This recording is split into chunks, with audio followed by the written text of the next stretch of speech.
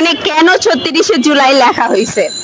আন্দোলনটা তো মূলত শুরু হয়েছে জুলাই মাসে, সেটা ঠিক আছে, কিন্তু শেষ তো হলো হচ্ছে আগস্ট মাসে। কিন্তু কেন এই ৩৬শে জুলাই লেখা হলো সেটাই আমরা একটু জানতে চাইবো এই আপুদের কাছে। আপু, এখানে ৩৬শে জুলাই কেন লেখা হয়েছে?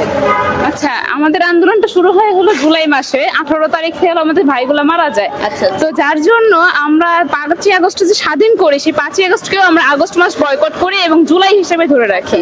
তো এই জন্য মানে 5ই আগস্টকে আমরা ৩৬শে জুলাই হিসেবে ধরি। আচ্ছা আচ্ছা, 5ই আগস্টকে ৩৬শে জুলাই হিসেবে ধরা হয়েছে। 1971 টু 2024 লেখার কারণটা যদি একটু বলতেন আপু।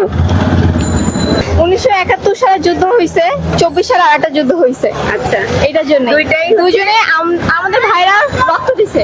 তো 1971 তো আমরা দেখি নাই, আর 2024 সাল তো আমরা দেখছি নিজের চোখে। তো ওনাদের রূপে এখানে ফিরে আসছে। আচ্ছা আপু, এই ছবিটার দ্বারা কি বোঝাতে চাচ্ছেন? বোঝাতে চাচ্ছি যে এটা হচ্ছে হেলিকপ্টার দিয়ে যখন গুলিবিদ্ধ করা হচ্ছিল, বাচ্চারা তখন ছাদে বসে খেলছিল। আচ্ছা আচ্ছা, তখন গুলি করে তাকে মারা হয়েছিল। সেটার জন্য আমরা এটা তুলে ধরতেছি যে আসলে ওনারা মানে একটা বাচ্চা, এটা বাচ্চা হ্যাঁ হ্যাঁ সে ছাদে খেলছিল, তখন তাকে গুলি করে তাকে মারা হয়েছিল। এটা আমরা তুলে ধরতেছি আসলে। আগে আপনি আমাকে প্রশ্ন করলেন, আমি আপনাকে একটা প্রশ্ন করি। আমরা না হয় দেশপ্রেমের জন্য করছি, আপনি ভিডিওটা কেন করছেন? আমি শুধু আজকে না, আমি প্রথম দিন থেকেই ভিডিও করা, এবং আমি যদি মাঠে 2-1 দিন না গেছি, কিন্তু লাস্টের দিকে আমি আর থাকতে পারিনি আপনাদের এই সাহসিকতার কারণে।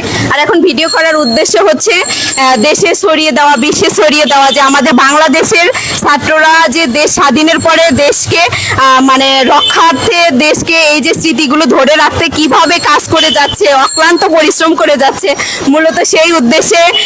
এবং এই যে ছাত্রদের এইগুলো কাজগুলো বিশ্বের বুকে ছড়িয়ে দেওয়াই কিন্তু আমার কাজ। হ্যাঁ হ্যাঁ, ধন্যবাদ। এইভাবে আমাদের পাশে থাকবেন, আমাদের সবসময় সাপোর্ট করবেন, যাতে আমরা আরো এগিয়ে যেতে পারি। এই যে শিক্ষার্থীগুলো সবাই মাঠে নেমে পড়েছে, বিভিন্ন দিক থেকে তারা চেষ্টা করে যাচ্ছে দেশটাকে সুন্দর পরিচ্ছন্ন রাখার, দেশটাকে সুন্দর করার, এবং এই যে দেয়ালগুলো দেখতে পাচ্ছেন, এই দেয়ালগুলো তারা রাঙিয়ে তুলতেছে এই স্বাধীনতার প্রতিকৃতি হিসেবে। এটা আবু সাইদের ছবি অঙ্কন করা হচ্ছে। এটা স্মৃতি আসলে কেন এখানে আঁকতেছেন যদি বলতেন?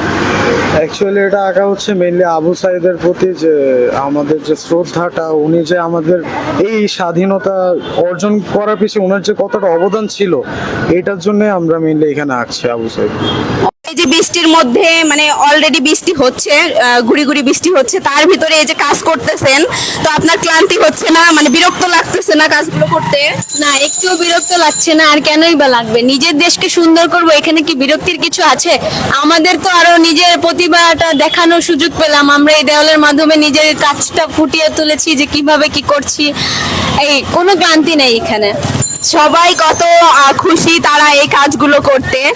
তারা হচ্ছে এত কষ্ট করে কাজগুলো করতেছে, অথচ তাদের নাকি কষ্টই মনে হচ্ছে না, কারণ তারা দেশের জন্য কাজ করতেছে। আপু, এখানে আসলে কিসের মূলত কি বোঝানো হচ্ছে এটার দ্বারা একটু যদি বলতেন? আমাদের বেসিক্যালি হচ্ছে এটা আমাদের মানে রক্তের ছাপ বুঝতে পেরেছে যে আমাদের শহীদরা যে রক্ত দিছে, ওইটার কারণে যে রক্ত বের পড়তেছে, এই থিমটাকে উদ্দেশ্য করে পড়তেছে।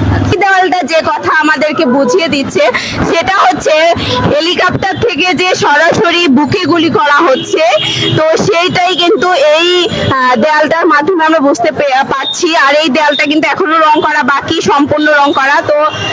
তো দেখতেই পাচ্ছেন যে বুকে রক্তর দাগ লেগে আছে, হাতে পতাকা, এবং এই পাশটা কিন্তু একটা হেলিকপ্টার থেকে যে গুলি করা হয়েছে, এই দেয়ালটা কিন্তু সেই কথাটা স্মরণ করিয়ে দেওয়ার জন্যই এখানে এইভাবে আঁকা হয়েছে।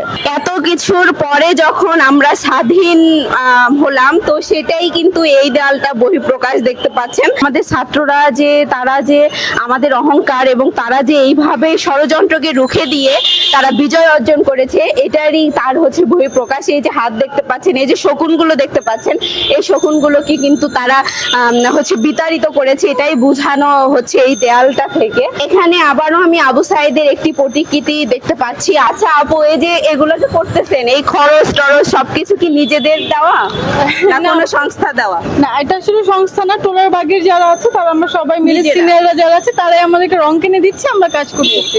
আমাদেরকে কোনো ফান্ডিং বা কিছু দিতে হচ্ছে না। হ্যাঁ, এটা থেকে কিন্তু আপনারা বুঝতে পারলেন, অনেকেই হয়তো অনেক কিছু বলতেছে শিক্ষার্থীরা এত টাকা কই পাইলো, মানে এটা কিন্তু আসছে কথা।